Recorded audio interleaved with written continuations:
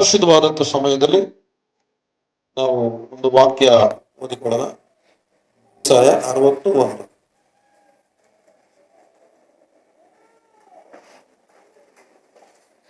Paragraph ಮಾಡಬಾರ್ದು. ಆಮೇಲೆ ಗಮನಿಸ್ರಿ. ಏಳು ಪ್ರಕಾಶಿಸು ಪ್ರಕಾಶಿಸು, ನಿನಗೆ ಬೆಳಕು ಬಂತು, ನಿನಗೆ ಬೆಳಕು ಬಂತು, ಯೆಹೋವನ ತೇಜಸ್ಸು ಯೆಹೋವನ ತೇಜಸ್ಸು ನಿನ್ನ ಮೇಲೆ ಉದಯಿಸಿದೆ. ನಿನ್ನ ಮೇಲೆ ಉದಯಿಸಿದೆ. ಇಗೋ ಇಗೋ ಕತ್ತಲು ಭೂಮಿಯನ್ನು ಆವರಿಸಿದೆ. ಕತ್ತಲು ಭೂಮಿಯನ್ನು ಆವರಿಸಿದೆ. ಕಾರ್ಗತ್ತಲು ಕಾರ್ಗತ್ತಲು ಜನಾಂಗಗಳನ್ನು ಮುಚ್ಚಿದೆ. ಜನಾಂಗಗಳನ್ನು ಮುಚ್ಚಿದೆ. ನಿನ್ನ ಮೇಲಾದರೂ ನಿನ್ನ ಮೇಲೆ ಆದರೂ ಯೆಹೋವನು ಉದಯಿಸುವನು. ಯೆಹೋವನು ಉದಯಿಸುವನು. ಆತನ ತೇಜಸ್ಸು ಆತನ ತೇಜಸ್ಸು ನಿನ್ನಲ್ಲಿ ಕಾಣಿಸುವುದು. ನಿನ್ನಲ್ಲಿ ಕಾಣಿಸುವುದು. ಸಾಕು. ಇಲ್ಲಿ ಈ ಒಂದು ಭಾಗದಲ್ಲಿ ನಾವು ಕಲಿಯುವಂಥದ್ದು ಏನಂದ್ರೆ, ನಾವು ದೇವರಿಗಾಗಿ ಆಸಕ್ತಿಯಿಂದ, ದೇವರ ಸನ್ನಿಧಿಯಲ್ಲಿ ಆಸಕ್ತಿಯಿಂದ ನಾವು ಎದ್ದು ಮಿನುಗಬೇಕು ಅಥವಾ ಪ್ರಕಾಶಿಸಬೇಕು. ನಾವು ದೇವರಿಗಾಗಿ ಉಪಯೋಗ ಆಗಬೇಕು, ಬೆಳೆಯಬೇಕು ಎಂಬುದಾಗಿ. ಆಮೇಲೆ ಹಲ್ಲೆಲೂಯಾ. ಸರ್ವಶಕ್ತನಾಗಿರುವ ಪರಮಾತ್ಮನೇ, ಯೆಹೋವನೇ, ಕರ್ತನಾದ ಪರಿಶುದ್ಧ ಯೇಸು ನಾಮದಲ್ಲಿ ನಿಮಗೆ ಕೋಟಿ ಕೋಟಿ ಸ್ತುತಿ ಸ್ತೋತ್ರಗಳನ್ನು ಸಲ್ಲಿಸ್ತೇವೆ. ಕರ್ತನಾದ ಯೇಸಪ್ಪ, ಈ ಭೂಲೋಕದಲ್ಲಿದ್ದಾಗ ನೀನು ಆಸಕ್ತಿ ಉಳ್ಳವನಾಗಿ ನಮಗೆ ತೋರಿಸಿದೀಯಾ. ನಿನ್ನ ಮಾರ್ಗದಲ್ಲಿ ನಡೆಯುವುದಕ್ಕೆ ನಮಗೆ ಸಭೆಗೂ ಸಹಾಯ ಮಾಡು. ಕರ್ತನೇ, ಕಾರ್ಗತ್ತಲಿಂದ ನಮ್ಮನ್ನು ಬಿಡಿಸ್ಬೇಕೆಂದು ಪರಲೋಕ ಸ್ವರ್ಗ ಸಿಂಹಾಸನವನ್ನೇ ಬಿಟ್ಟು ನಮಗೋಸ್ಕರ ಲೋಕಕ್ಕೆ ಬಂದು ಆ ಒಂದು ಆಸಕ್ತಿಯ ಸೇವೆಯನ್ನು ಮಾಡಿದೆಯಪ್ಪ, ನಿನಗೆ ಸ್ತೋತ್ರ. ನಮ್ಮನ್ನು ಎಲ್ಲರನ್ನ ಬಲಪಡಿಸು. ಯಾರು ನಿದ್ರಾನಿರತರಾಗಿರಬಾರದು, ಎಚ್ಚರವಾಗಿದ್ದು ನಿನ್ನ ಬರವಣಕ್ಕೆ ಸಿದ್ಧರಾಗಲು ನಮಗೆ ಸಹಾಯ ಮಾಡು. ಎಲ್ಲ ಮಹಿಮೆ ಘನತೆ ನಿಮಗೆ ಸಲ್ಲಿಸಿ ವಾಕ್ಯ ಕೇಳುವ ಪ್ರತಿಯೊಬ್ಬರು ನಿನಗೆ ಫಲಭರಿತವಾಗಿ ಒಂದು ಚುರುಕಾಗಿ ಸ್ಥಿರವಾಗಿ ಎಚ್ಚರವಾಗಿ ಬೆಳೆಯುವುದಕ್ಕೆ ಸಹಾಯ ಮಾಡು. ಯೇಸು ನಾಮದಲ್ಲಿ ವಂದಿಸಿ ಸ್ತೋತ್ರ ಸಲ್ಲಿಸಿ ಪ್ರಾರ್ಥಿಸ್ತೇವೆ ಪರಮಾತ್ಮನ ತಂದೆ, ಆಮೆನ್. ಈ ವಾಕ್ಯ ಅನೇಕ ಸಾರಿ ನೀವು ಕೇಳಿರ್ಬೋದು, ಕೇಳಿದ್ರು ಕೂಡ ನಾನು ಕೂಡ ಅನೇಕ ಸಾರಿ ಹೇಳಿದ್ದೀನಿ. ಹಾಗಾಗಿ ನನಗೆ ಮತ್ತು ದೇವರ ಆಲೋಚನೆ ಈ ವಾಕ್ಯದ ಬಗ್ಗೆ ಹೇಳೋದ್ರಿಂದ ಮತ್ತೆ ನನಗೆ ಹೇಳ್ಬೇಕು ಅನಿಸುತ್ತೆ. ಪ್ರಿಯ ದೇವಜನರೇ, ಇಲ್ಲಿ ಯೆಶಾಯನು ಈ ಮಾತನ್ನ ಇಸ್ರಾಯೇಲ್ ಜನಾಂಗಕ್ಕೆ ಹೇಳ್ತಾ ಇದ್ದಾನೆ.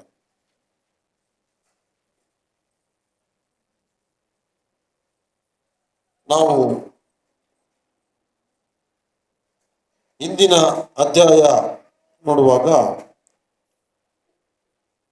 59ನೇ ಅಧ್ಯಾಯ ನಾವು ಓದುವಾಗ ಇಸ್ರಾಯೇಲರು ಸೋಲಿಗೆ ಕಾರಣರಾಗಿದ್ದಾರೆ. ಏನಾಗಿದ್ದಾರೆ? ಸೋಲಿಗೆ. ಎಲ್ಲರೆಲ್ಲರೂ ಏನಾಗಿದ್ದಾರೆ? ಇಸ್ರಾಯೇಲರು ಸೋಲಿಗೆ ಕಾರಣರಾಗಿದ್ದಾರೆ. ಅವರು ಕೈಗಳು ಹೊಲಸಾದ ಒಂದು ರಕ್ತದಿಂದ ತುಂಬಿದವೆ. ಅವರು ಅಪರಾಧಗಳನ್ನ ಮಾಡುವವರಾಗಿದ್ದಾರೆ. ಅವರು ಸರಿಯಾಗಿ ನಡತೆ ಅವರಿಗೆ ಇಲ್ಲ. ಅವರು ನಡನತಿಯಿಂದ ಅಂಗಾಲಿನವರೆಗೆ ಬಾಧೆಗೆ, ರೋಗಕ್ಕೆ ಒಳಗಾಗಿದ್ದಾರೆ. ಮತ್ತು ಅಧರ್ಮ ಕಾರ್ಯಗಳನ್ನು ಮಾಡೋದ್ರಲ್ಲಿ ನಿರತರಾಗಿದ್ದಾರೆ. ಅವರಿಗೆ ದೇವರ ಭಯ ಇಲ್ಲ. ದೇವರು ಅವ್ರನ್ನ ಇಸ್ರಾಯೇಲರ ದಾಸತ್ವದಿಂದ ಬಿಡಿಸಿ ದುಷ್ಟ ಅರಸರುಗಳನ್ನು ಒಡೆದು ಸಮುದ್ರಗಳನ್ನು 2 ಭಾಗ ಮಾಡಿ ಅವರ ಕೊರತೆಗಳನ್ನು ನೀಗಿಸಿ ಅವ್ರನ್ನ ಜಯದ ಮಾರ್ಗದಲ್ಲಿ ನಡೆಸಿದ್ರು ಕೂಡ ಅವರು ಆ ಉಪಕಾರ ಮರೆತೋಗಿ ಅವಾಗವಾಗ ಮತ್ತೆ ಏನ್ ಮಾಡ್ತಿದ್ದಾರೆ? ಅವರು ಲೋಕದ ಆಸೆಗಳಲ್ಲಿ ಮುಳುಗಿ ಅಧರ್ಮ ಕಾರ್ಯಗಳನ್ನು ಮಾಡುತ್ತಾ ದೇವರ ಕೋಪಕ್ಕೆ ಗುರಿಯಾಗ್ತಿದ್ದಾರೆ. ಎಲ್ಲರೂ ಕೇಳಿಸ್ತದಮ್ಮ? ಹಾಗಾಗಿ ಅವರು ಒಂಥರ ಸರ್ಪದ ಬುದ್ಧಿ ಅವ್ರಿಗೆ ಇರೋದ್ರಿಂದ ಸರ್ಪದ ಹೊಟ್ಟೆಯಲ್ಲಿ ಏನು ಬರುತ್ತೆ? ಸರ್ಪದ ಮೊಟ್ಟೆ ಬರುತ್ತೆ. ಆ ಮೊಟ್ಟೆ ಹೊಡೆದ್ರೆ ಏನು ಬರುತ್ತೆ? ಸರ್ಪದ ಮರಿಗಳೇ ಬರ್ತವೆ. ಹಂಗೆ ಯೆಶಾಯನು ಅವ್ರಿಗೆ ತಿಳಿಸ್ತಾನೆ, ನಾವು ಏನು ಬಿತ್ತಿತ್ತವೋ ಅದನ್ನು ನಾವು ಕೊಯ್ಬೇಕಾಗುತ್ತೆ ಅಂತ ಯೇಸು ಸ್ವಾಮಿ ಕೂಡ ಹೇಳ್ತಾನೆ. ಇಲ್ಲಿ ಈ ಜನರು ಅವರು ಅನೇಕ ದೇವರಿಗೆ ವಿರೋಧವಾಗಿ ಜೀವಿಸಿ ಅವರು ಮನುಷ್ಯನೊಳಗೆ ದೇವರ ಭಯ ಇಲ್ಲದ್ರಿಂದ ಅವ್ರಿಗೆ ಪರಿಸ್ಥಿತಿ ಕೆಟ್ಟೋಗೈತೆ. ದೇವರನ್ನು ಮುಟ್ಟಲಾರದ ಮೋಟಿಗೆ ಆತನಿಗಿಲ್ಲ, ಕೇಳಲಾರದ ಕಿವುಡನೂ ಆತನಲ್ಲ. ಅರ್ಥ ಆಯ್ತರ? ಆದ್ರೆ ಜನಗಳು ಮಾಡಿದ ಪಾಪಗಳ ನಿಮಿತ್ತ ಅವರು ದೇವರಿಂದ ದೂರ ಆಗಿ ಶತ್ರುಗಳ ಕೈಯಲ್ಲಿ ಗುಲಾಮರಾಗಿ ಅವರು ಒಳಗಿರುವುದನ್ನೇ ಅವರು ಇವಾಗ ಹೆರಿಗೆ ಮಾಡ್ಕೊಳ್ತಾ ಇದ್ದಾರೆ. ಅವರು ಒಳಗಿರುವಂತಹ ಒಂದು ಬುದ್ಧಿಗೆ ಅವರು ಗರ್ಭಿಣಿ ಆಗಿದ್ದಾರೆ. ಅವ್ರಿಗಿರುವಂತಹ ಒಂದು ಕೆಟ್ಟ ನಡತೆಗಳಿಗೆ ಅವರು ಗರ್ಭಿಣಿ ಆಗಿದ್ದಾರೆ. ಈ ಹೆರಿಗೆ ಕಾಲ ಬಂದಿದೆ ಅವರಿಗೆ. ಆ ಹೆರಿಗೆ ಕಾಲ ಏನಂದ್ರೆ ಅದು ನೋವು ಮತ್ತು ಬಾಧೆ ಮತ್ತು ಕಣ್ಣೀರು ಸಂಕಷ್ಟ. ಹಲ್ಲೆಲೂಯ. ಅಂದ್ರೆ ಅವ್ರು ಏನೆಲ್ಲ ಆಲೋಚನೆ ಮಾಡಿದ್ರು, ಅವ್ರು ಏನೆಲ್ಲ ದೇವರಿಗೆ ವಿರೋಧವಾಗಿ ಜೀವಿಸಿದ್ರು, ಅವ್ರು ಏನೆಲ್ಲ ದೇವರಿಗೆ ಒಂದು ಮನಸ್ಸು ದೂರ ಆಗಿತ್ತು, ಅವ್ರ ಪಾಪದ ಆಲೋಚನೆಗಳು ಅವರಲ್ಲಿದ್ದವು, ದೇವರಿಂದ ದೂರ ಆಗಿದ್ದ ಕಾರಣ ಈಗ ಅವ್ರಿಗೆ ಒಂದು ಫಲ ಏನಂದ್ರೆ ಅದು ಕಣ್ಣೀರು, ಅದು ಗೋಳಾಟ, ಅದು ಶತ್ರುತ್ವ, ಅದು ರೋಗವಾಗಿತ್ತು. ಅವರಿಗೆ ಬರಬೇಕಾದ ಲಾಭ ಅದೇ ಆಗಿತ್ತು. ಒಂದು ನೋವಾಗಿತ್ತು, ಒಂದು ಬಾಧೆ ಆಗಿತ್ತು, ಒಂದು ಕಣ್ಣೀರಾಗಿತ್ತು, ಒಂದು ದುಃಖ ಆಗಿತ್ತು. ಅದಕ್ಕೆ ಏಸಾಯನು ಮತ್ತೆ ಅವ್ರ ಹತ್ರಕ್ಕೆ ಬರ್ತಾನೆ, ಹೇಳು ಪ್ರಕಾಶಿಸು ಎಂಬುದಾಗಿ. ಆಮೇಲೆ ಏನಂತ ಹೇಳ್ತಾನೆ ಅವ್ರಿಗೆ? ಹೇಳು, ಎದ್ದೇಳು, ಹೇಳು ಪ್ರಕಾಶಿಸು, ಯೆಹೋವನ ತೇಜಸ್ಸು ನಿನ್ನ ಮೇಲೆ ಉದಯಿಸಿದೆ. ಕಾರ್ಗತ್ತಲು ಜನಾಂಗಗಳನ್ನು ಮುಚ್ಚಿದೆ, ನಿನ್ನ ಮೇಲೆ ಆದರೂ ಯೆಹೋವನು ಉದಯಿಸುವನು. ಇಸ್ರಾಯೇಲ್ ಜನಾಂಗಕ್ಕೆ ಮತ್ತೆ ಆತನ ಕರೆಯನ್ನ ನೀಡ್ತಾ ಇದ್ದಾನೆ. ಹಲ್ಲೆಲೂಯಾ. ನನ್ನ ಪ್ರಿಯ ದೇವಜನರೇ, ಈ ಒಂದು ಪರಿಶುದ್ಧವಾದಂಥ ಸಮಯದಲ್ಲಿ ನನಗೂ ಮತ್ತು ನಿಮಗೂ ದೇವರು ಅದನ್ನೇ ಹೇಳ್ತಾ ಇದ್ದಾನೆ. ಮಗನೇ ಎದ್ದೇಳು, ಹೇಳು ಪ್ರಕಾಶಿಸು. ಎಲ್ಲವರೆಗೆ ನೀನು ಕಾರ್ಗತ್ತಲನ್ನು ಕೂತ್ಕೊಂಡು ಜೀವಿಸ್ತಾ ಇದೆಯಾ? ಎಲ್ಲವರೆಗೆ ನೀನು ಚಿಂತೆಯಲ್ಲಿ ಕೂತ್ಕೊಂಡು ಜೀವಿಸ್ತಾ ಇದೆಯಾ? ಎಲ್ಲವರೆಗೆ ನೀನು ಕಣ್ಣೀರಿನಲ್ಲಿ ಕೂತ್ಕೊಂಡು ಜೀವಿಸ್ತಾ ಇದೆಯಾ? ಎಲ್ಲವರೆಗೆ ನೀನು ಲೋಕ ಸಂಬಂಧವಾದ ಆಸೆಗಳಲ್ಲಿ ಮುಳುಗಿ ಹೋಗಿದೆಯಾ?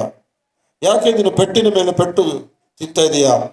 ಎದ್ದೇಳು, ದೇವರ ಸನ್ನಿಧಿಯಲ್ಲಿ ಕೂತ್ಕೋ, ದೇವರ ಪಾದಗಳ ಗಡ್ಡ ಬೀಳು, ದೇವರನ್ನು ಘನಪಡಿಸು, ದೇವರನ್ನು ಕೊಂಡಾಡು, ದೇವರಿಗೆ ನಿನ್ನ ಹೃದಯವನ್ನ ಸರಿ ಮಾಡು, ಎದ್ದು ದೇವರಿಗಾಗಿ ನೀನು ಪ್ರಕಾಶಿಸು ಅಂತ ಏಸಾಯನು ಮತ್ತೆ ಇಸ್ರಾಯೇಲ್ ಜನಾಂಗಕ್ಕೆ ಬಂದು ಈ ಮಾತನ್ನ ಹೇಳ್ತಾ ಇದ್ದಾನೆ.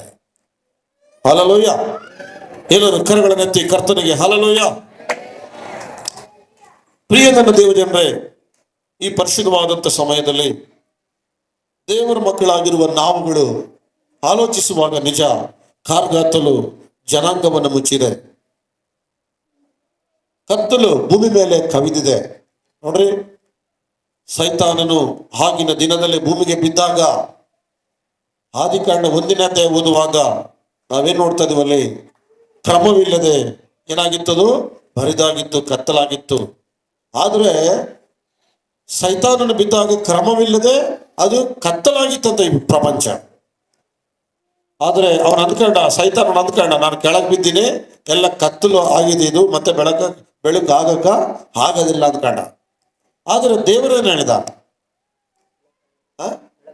ಬೆಳಕಾಗಲಿ ಅಂದನು. ಆಮೇಲೆ ಹೇಳ್ರಿ ಎಲ್ಲರೂ, ಏನಂತ ದೇವರು? ಬೆಳಕಾಗಲಿ ಅಂದನು. ಅವಾಗೇನಾಯ್ತು? ಬೆಳಕಾಯಿತು. ಕರ್ತನಿಗೆ ಮಹಿಮೆ ಆಗಲಿ.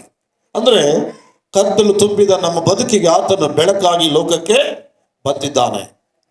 8:12 ಯೋಹಾನ ಸುವಾರ್ತೆಯಲ್ಲಿ ಹೇಳ್ತಾನೆ, ನಾನು ಲೋಕಕ್ಕೆ ಬೆಳಕಾಗಿದ್ದೇನೆ. ಏನಂತ ಹೇಳ್ತಾನೆ? ಏನಂತ ಹೇಳ್ತಾನೆ ಯೇಸು ಸ್ವಾಮಿ? ನಾನು ಲೋಕಕ್ಕೆ ಬೆಳಕಾಗಿದ್ದೇನೆ. ನನ್ನನ್ನು ಅನುಸರಿಸುವವನು ಕತ್ತಲೆಯಲ್ಲಿ ನಡೆಯದೆ ಜೀವ ಕೊಡುವ ಬೆಳಕಿನಲ್ಲಿ ನಡೆಯುತ್ತಾನೆ. ಅಂದ್ರೆ ಸರ್ವಶಕ್ತನಾಗಿರುವ ಕರ್ತನಾದ ಯೇಸು ಕ್ರಿಸ್ತನು ಮನುಷ್ಯನಿಗೆ ಆತನು ಬೆಳಕಾಗಿ ಬಂದಿದ್ದಾನೆ, ಸತ್ಯವಾಗಿ, ಮಾರ್ಗವಾಗಿ, ಜೀವವಾಗಿ ಬಂದಿದ್ದಾನೆ. ಕಾರ್ಗತ್ತಲಿನಲ್ಲಿ ಬಿಡಕ್ಕೆ ಆತನು ಬಂದಿಲ್ಲ. ಅದಕ್ಕೆ ದಾವೀದನು ಹೇಳ್ತಾನೆ, ನಾನು ಕಾರ್ಗತ್ತಲಿನ ಕಣಿವೆಯಲ್ಲಿ ನಡೆಯುವಾಗಲೂ ನೀನು ಹತ್ತಿರ ಇರುವುದರಿಂದ ನಾನು ಕೇಡಿಗೆ ಎದರೇನೋ ಅಂತ 23ನೇ ಕೀರ್ತನೆಗಾರನು ಈ ಮಾತನ್ನ ಹೇಳ್ತಾನೆ. ಪ್ರಿಯ ದೇವಜನರೇ, ಈ ಪರಿಶುದ್ಧವಾದಂಥ ಸಮಯದಲ್ಲಿ ನಾವು ಕಾರ್ಗತ್ತಲು ಈ ಪ್ರಪಂಚ ತುಂಬಿದೆ. ಜನಗಳು ಕತ್ತಲಿನ ಕಡೆಗೆ ನಡೆದು ಹೋಗ್ತಿದ್ದಾರೆ. ಜನಗಳು ಪರಮಾತ್ಮನ ಮಾರ್ಗದರ್ಶನ ತಿಳಿಯದೆ, ಪರಮಾತ್ಮನಾಗಿರುವ ಕರ್ತನು ಕಳಿಸಿದ ಯೇಸು ಕರ್ತನನ್ನು ತಿಳಿಯದೆ, ಪರಿಶುದ್ಧಾತ್ಮನನ್ನು ತಿಳಿಯದೆ ಏನಾಗಿದ್ದಾರೆ? ಇವತ್ತು ಪಾಪ ಇಲ್ಲದ ಪರಮಾತ್ಮನನ್ನ ಹುಡುಕದೆ, ಪಾಪ ಇಲ್ಲದ ಯೇಸು ಕ್ರಿಸ್ತನನ್ನ ಹುಡುಕದೆ ಜನರು ಇವತ್ತು ದೇವರಿಗೆ ವಿರೋಧವಾಗಿರುವಂತ, ದೇವರ ಆಜ್ಞೆಗಳನ್ನು ಮೀರಿದಂತ, ದೇವರ ಒಂದು ಚಿತ್ತವನ್ನು ಉಲ್ಲಂಘನೆ ಮಾಡಿದಂತ, ದೇವರ ವಿರೋಧಿ ಆಗಿರುವಂತ ಸೈತಾನನ ಒಂದು ಮಾರ್ಗದಲ್ಲಿ ಈ ಪ್ರಪಂಚ ಇದೆ. ಆದರೆ ಸತ್ಯ ತಿಳ್ಕೊಂಡಂತ ಪ್ರತಿ ಮನುಷ್ಯನು ದೇವರಿಗಾಗಿ ಎದ್ದು ನಿಲ್ಲಬೇಕು. ಆಮೆನ್. ಒಂದು ವೇಳೆ ಇವತ್ತು ನನಗೆ ಸತ್ಯ ಗೊತ್ತಿದೆ ಅಂತ ಅದನ್ನು ನೀನು ನೆನೆಸುವುದಾದರೆ ನೀನು ದೇವರಿಗಾಗಿ ಎದ್ದು ಏನ್ ಮಾಡ್ಬೇಕು? ನಿಲ್ಲಬೇಕು, ಪ್ರಕಾಶಿಸಬೇಕು. ಪ್ರಿಯ ದೇವಜನರೇ, ಈ ಪರಿಶುದ್ಧವಾದಂತ ಸಮಯದಲ್ಲಿ ಕತ್ತಲು ಅಂದ್ರೆ ಕೆಟ್ಟದಕ್ಕೆ ಹೋಲಿಕೆ ಆಗಿದೆ, ಬೆಳಕು ಅಂದ್ರೆ ಒಳ್ಳೆಯದಕ್ಕೆ ಹೋಲಿಕೆ ಆಗಿದೆ. ಕತ್ತಲು ಅಂದ್ರೆ ಎಲ್ಲಾ ನೀಚತನ, ಎಲ್ಲಾ ಕೆಟ್ಟತನ, ಅನ್ಯಾಯ, ಅಕ್ರಮ, ಮೋಸ, ಈ ಪ್ರಪಂಚದಲ್ಲಿ ಮನಸ್ಸನ್ನು ನೋವುಪಡಿಸುವಂತ ಯಾವುದೇ ಕಾರ್ಯ ಇರಲಿ ಅದು ಕೆಟ್ಟದೆ. ಹಾಗಾಗಿ ಇವತ್ತು ನಾವೆಲ್ಲರೂ ಕೂಡ ಈ ಕತ್ತಲು ತುಂಬಿದ ಪ್ರಪಂಚದಲ್ಲಿ ಕತ್ತಲು ಯುಗ ಎಂಬುದಾಗಿ ಪೌಲನು ಬರೀತಾನೆ. ಕತ್ತಲು ಯುಗ, ದುಷ್ಟ ಯುಗ ಎಂಬುದಾಗಿ ಪೌಲನು ಹೇಳ್ತಾನೆ. ಅಂದ್ರೆ ಇವತ್ತು ಈ ಲೋಕದಲ್ಲಿ ಕೆಟ್ಟ ಶಕ್ತಿಗಳು, ಕೆಟ್ಟ ದೂತರುಗಳು ಇರೋದ್ರಿಂದ ಜನರು ಕತ್ತಲಿನ ಕಾರ್ಯಗಳನ್ನ ಮಾಡ್ತಾ ಇದ್ದಾರೆ. ಹಾಗಾಗಿ ಇವತ್ತು ಜನರು ಅದನ್ನ ತಿಳಿಯದೆ, ಆ ಒಂದು ದುರಾತ್ಮನ ಮೋಸದ ಶಕ್ತಿಗಳ ಬಗ್ಗೆ ತಿಳಿಯದೆ ಕೆಟ್ಟ ಕಾರ್ಯಗಳಿಗೆ ಬಲಿಯಾಗ್ತಿದ್ದಾರೆ. ಹಾಗಾಗಿ ನಾವೆಲ್ಲರೂ ಕೂಡ ಈ ಒಂದು ಮಧ್ಯಾಹ್ನ ಕಾಲ ಸಮಯದಲ್ಲಿ ನಾವೆಲ್ಲರೂ ಏನಾಗಿರ್ಬೇಕು? ಈ ಪ್ರಪಂಚನ ನೋಡುವಾಗ ಇಲ್ಲಿರುವಂತ ಸ್ವಲ್ಪ ಜನರೇ ಪರವಾಗಿಲ್ಲ, ಆದರೆ ನಾವು ದೇವರಿಗಾಗಿ ಎದ್ದೇಳುವಂತ ಮನಸ್ಸು ನಮಗೆ ಬರಬೇಕು. ಆಮೇಲೆ ಹಲ್ಲೆಲೂಯಾ. 91ನೇ ಕೀರ್ತನೆಗಾರನು ಹೇಳ್ತಾನೆ 14ನೇ ವಾಕ್ಯದಲ್ಲಿ, 91ನೇ ಕೀರ್ತನೆ 14ನೇ ವಾಕ್ಯ ನೋಡ್ರಿ ಬೇಗ. ಅವನು ನನ್ನಲ್ಲಿ ಆಸಕ್ತನಾಗಿರುವುದರಿಂದ ಅವನನ್ನು ರಕ್ಷಿಸುವೆನು. ನನ್ನ ನಾಮವನ್ನು ಅರಿತವನಾಗಿರುವುದರಿಂದ ಅವನನ್ನು ಉದ್ಧರಿಸುವೆನು. ಸಾಕು. ನೋಡುವಾಗ ಅವನು ನನ್ನಲ್ಲಿ ಆಸಕ್ತನಾಗಿರುವುದರಿಂದ ಅವನನ್ನು ರಕ್ಷಿಸುವೆನು. ಹಾಗಾದ್ರೆ ನನ್ನ ಪ್ರಿಯ ದೇವಜನರೇ, ಇವತ್ತು ದೇವರ ಒಂದು ರಕ್ಷಣೆ, ಭದ್ರತೆ, ದೇವರ ಕಾವಲು ನಮಗೆ ಬೇಕಂದ್ರೆ, ಆತನು ನಮ್ಮನ್ನು ರಕ್ಷಿಸಬೇಕಂದ್ರೆ ಏನ್ ಮಾಡ್ಬೇಕು? ನಾವು ಆಸಕ್ತಿ ನಮ್ಮಲ್ಲಿ ಬರಬೇಕು. ಹಲ್ಲೆಲೂಯಾ. ನಮ್ಮ ಜೀವನದಲ್ಲಿ ಒಂದು ಭದ್ರತೆ ಬೇಕಂದ್ರೆ ನಾವು ಯಾವುದೇ ಕೆಲಸ ಇರಲಿ, ಒಂದು ವ್ಯವಸಾಯ ಇರಲಿ, ಒಂದು ವಿದ್ಯಾಭ್ಯಾಸ ಇರಲಿ, ಒಂದು ರಾಜಕೀಯ ಒಂದು ಕಾರ್ಯಗಳಿರ್ಲಿ, ಲೌಕಿಕವಾದ ಜನರು ಏನ್ ಮಾಡ್ತಾರೆ? ಅವರವರ ಕೆಲಸಗಳಲ್ಲಿ ಆಸಕ್ತಿ ವಹಿಸ್ಕೊಳ್ತಾರೆ. ಏನ್ ಮಾಡ್ತಾರಮ್ಮ? ಆಸಕ್ತಿ ವಹಿಸ್ಕೊಳ್ಳುವಾಗ ಅವರು ಒಂದು ಪ್ರತಿಫಲವನ್ನ, ಒಂದು ರಕ್ಷಣೆಯನ್ನ, ಒಂದು ಭದ್ರತೆಯನ್ನು ಅವರು ಕಾಣ್ತಾರೆ. ಇವತ್ತು ಈ ಮಧ್ಯಾಹ್ನ ಕಾಲ ಸಮಯದಲ್ಲಿ ಮೋಶೆಗೆ ದೇವರು ಹೇಳ್ತಾನೆ, ಅವನು ನನ್ನಲ್ಲಿ ಆಸಕ್ತನಾಗಿದ್ದಾನೆ, ಅದಕ್ಕೆ ಇಸ್ರಾಯೇಲರನ್ನ ಐಗುಪ್ತ ದಾಸತ್ವದಿಂದ ನಾನು ಏನ್ ಮಾಡ್ತೇನೆ? ಬಿಡುಗಡೆ ಮಾಡ್ತೀನಿ. ಮೋಶೆಯಿಂದ ಕೂಡ ಅನೇಕ ಜನರು ದೇವರನ್ನ ಸ್ತುತಿಸುವುದಕ್ಕೆ ಸಿದ್ಧರಾಗಿದ್ದಾರೆ, ದೇವರನ್ನ ಕೊಂಡಾಡುವುದಕ್ಕೆ, ದೇವರನ್ನ ಮಹಿಮೆ ಪಡಿಸೋದಕ್ಕೆ, ದೇವರನ್ನ ಘನಪಡಿಸೋದಕ್ಕೆ ಸಿದ್ಧರಾಗಿದ್ದಾರೆ. ಅದಕ್ಕೆ ಅವರು ಭಯಂಕರವಾದ ಐಗುಪ್ತದ ದಾಸತ್ವದಿಂದ ಅವರು ಹೊರಗಡೆ ಬಂದ್ರು ಒಂದೇ ಕಾರಣ, ಅವರು ದೇವರಿಗಾಗಿ ಎದ್ದು ಮಿನುಗುವ ಮನಸ್ಸಿತ್ತು. Amen, hallelujah. ಅವರು ದೇವರಿಗಾಗಿ ಎದ್ದು ಮಿನುಗುವಂತ ಮನಸ್ಸು ಅವ್ರಿಗಿತ್ತು. ಕೆಲವರಿಗೆಲ್ಲ ಏನ್ ಬಿಡುಗಡೆ ಮಾಡ್ತಾರೆ ಮೋಶೆ? ನಾವು ಐಗುಪ್ತ ದೇಶದಲ್ಲಿ ತಿಂದ್ಕೊಂಡು ಅಲ್ಲೇ ಹೊರವರ ಮಾತು ಕೇಳಿ ಅಲ್ಲೇ ಬಿದ್ದಿರ್ತಿದ್ವು ಅಂತ ಗುಣಿಗಾಡ್ತಾರೆ. ಇನ್ನು ಕೆಲವರು ಈ ದಾಸತ್ವ ನಮಗೆ ಬೇಡ, ನಾವು ಹೊರಗಡೆ ಬರ್ಬೇಕಂತ ಏನ್ ಮಾಡ್ತಿದ್ರಂತ ಅವರು ದೇವರನ್ನ ಸ್ತುತಿಸುತ್ತಾ, ಕೊಂಡಾಡುತ್ತಾ, ಆರಾಧಿಸುತ್ತಾ ಮೋಶೆಯಿಂದ ಎದ್ದು ಹೋಗ್ಬಿಟ್ರಂತೆ. ಆಮೇಲೆ ಪ್ರಿಯ ದೇವಜನರೇ ಗಮನಿಸ್ರಿ, ಇವತ್ತು ಐಗುಪ್ತ ದೇಶದಲ್ಲಿ ಅವ್ರಿಗೆ ಯಾವ ತರ ಇತ್ತು, ಇವತ್ತು ನಾವು ಒಂದ್ ವೇಳೆ ಒಬ್ಬರಿಗೆ ಗುಲಾಮರಾಗಿ ಕಾಣ್ತಿದ್ರು, ಒಬ್ಬ ರಾಜನು ನಮ್ಮನ್ನು ಕಟ್ಟಾಕ್ತಿದ್ರು, ಒಂದು ವೇಳೆ ನಮಗೇನು ಇವತ್ತು ಅಂತ ಪರಿಸ್ಥಿತಿ ಕಾಣ್ತಿದ್ರು ಕೂಡ ಗಮನಿಸ್ರಿ, ಇವತ್ತು ಪ್ರತಿಯೊಬ್ಬರಿಗೆ ವಿರೋಧವಾಗಿ ಸೈತಾನನು ಕಾರ್ಯ ಮಾಡ್ತದಾನೆ. ಪ್ರತಿಯೊಬ್ಬರಿಗೆ ವಿರೋಧವಾಗಿ ಇವತ್ತು ಸೈತಾನನು ಎಲ್ಲೋ ಒಂದು ಕೂಡ ಯಾರನ್ನೋ ಏನೋ ಮಾಡ್ಬೇಕು, ಕುಟುಂಬದಲ್ಲಿ ಏನೋ ಒಂದು ಕೆಲಸ ಮಾಡ್ಬೇಕಂತ ಅವನು ಮೋಸ ಮಾಡ್ತಾ ಇದ್ದಾನೆ. ಅದಕ್ಕೆ ಇವತ್ತು ನಾವೇನ್ ಮಾಡ್ಬೇಕಂದ್ರೆ ನಾವು ಕರ್ತನ ಸಮ್ಮುಖದಲ್ಲಿ ದೇವರಿಗಾಗಿ ನಾವು ಎದ್ದೇಳಬೇಕು, ಎದ್ದು ಪ್ರಕಾಶಿಸಬೇಕು. ಹಲ್ಲೆಲೂಯಾ. ಹಾಗಾದ್ರೆ ಒಬ್ಬ ದೇವರ ಮನುಷ್ಯನು ದೇವರಿಗಾಗಿ ಎದ್ದೇಳುವಾಗ ಇಲ್ಲಿ 60ರ ಕೆಳಗಡೆ ಓದ್ಕೊಂತ ಎದ್ದೆಲ್ಲ ಓದಿದ್ರೆ ಅನೇಕ ವಾಗ್ದಾನಗಳಿದಾವೆ, ಅನೇಕ ಆಶೀರ್ವಾದಗಳಿದಾವೆ. ನೀವು ಯೆಶಾಯನ ಗ್ರಂಥ 60ನೇ 1ನೇ ಅಧ್ಯಾಯ ನೋಡುವಾಗ, ಎದ್ದೇಳು ಪ್ರಕಾಶಿಸು, ಕರಗತ್ತಲು ನಿನ್ನ ಕವಿದಿದೆ, ಜನಾಂಗಗಳನ್ನು ಮುಚ್ಚಿದೆ, ನಿನ್ನ ಮೇಲಾದ್ರೆ ಯೆಹೋವನು ಉದಯಿಸುವನು ಹೇಳ್ತಾನೆ. ಕೆಳಗಡೆ ಓದ್ಕೊಂತ ಓದಿದ್ರೆ ಅನೇಕ ವಾಗ್ದಾನಗಳು, ದೇವರ ಅಭಿವೃದ್ಧಿ ಕಾರ್ಯಗಳನ್ನ ನೋಡಿಸ್ತಾ ಇದ್ದಾನೆ. ಆಮೇಲೆ ಅನೇಕ ಅಭಿವೃದ್ಧಿ ಕಾರ್ಯಗಳನ್ನ ನೋಡಿಸ್ತಾ ಇದ್ದಾನೆ. ಹಾಗಾದ್ರೆ ಪ್ರಿಯ ದೇವಜನರು, ಈ ಪರಿಶುದ್ಧವಾದಂಥ ಸಮಯದಲ್ಲಿ ನಮಗೆ ಇವತ್ತು ಕೇಳಿಸ್ಕೊಡ್ರಿ, ನಮಗೆ ಆಸಕ್ತಿ ಬಹಳ ಬೇಕು. ಏನ್ ಬೇಕಾದ್ರೆ ನಮಗೆ ಆಸಕ್ತಿ.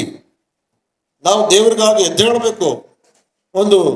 ಅದು ಎಲ್ಲಿಂದ ಬರುತ್ತೆ ಅಂದ್ರೆ, ಆಸಕ್ತಿ ಅನ್ನೋದು ಹೃದಯದಿಂದ ಬರ್ಬೇಕದು. ಆಮೇಲೆ ಅಲ್ಲಲ್ಲ, ಏನ್ ಬರ್ಬೇಕು? ಹೃದಯದಿಂದ. ಈಗ ಸೋಮಾರಿತನ ಇದ್ರೆ ನಾವು ಅಭಿವೃದ್ಧಿ ಆಗಕ್ಕಾಗಲ್ಲ.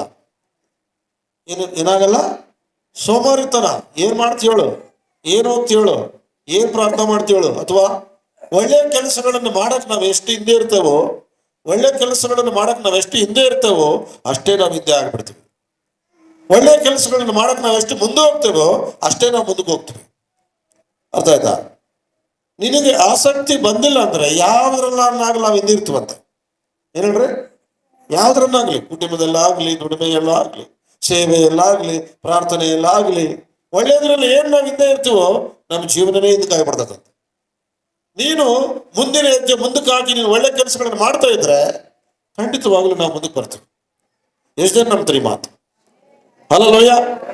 ಹಾಗಾಗಿ ಇವತ್ತು ಕೆಡುಕನು ಇವತ್ತು ನಮಗೆ ವಿರೋಧವಾಗಿ ನಿಂತಿದ್ದಾರಂದ್ರೆ ನಾವು ಕೆಡುಕನ್ನು ನೋಡಿ ಅವನೇನ್ ಮಾಡ್ತಾನೆ ಹೇಳು ಅಂತ ನಾವು ಹಂಗ ಅಂದ್ಕೊಂಡಿರ್ಬಾರ್ದು. ನಮ್ಮ ವ್ಯವಸ್ಥೆಗಳನ್ನು ನಾವು ಅದಕ್ಕೆ ಇವತ್ತು ದುರಾತ್ಮನ ಸೈನ್ಯಗಳು ಗರ್ಜಿಸುವ ಸಿಂಹದಂತೆ ಏನು ಲೋಕದಲ್ಲಿ ತಿರುಗಾಡುವಾಗ ನಾವು ದೇವರಿಗಾಗಿ ಒಂದು ಕೆಲವು ಆಯುಧಗಳನ್ನು ಧರಿಸ್ಕೊಳ್ಬೇಕಂತ ಎಫೆಸ ಪತ್ರಿಕೆಯಲ್ಲಿ ಏನು 6:10 ಹೇಳ್ತಾನೆ ಪೌಲನು.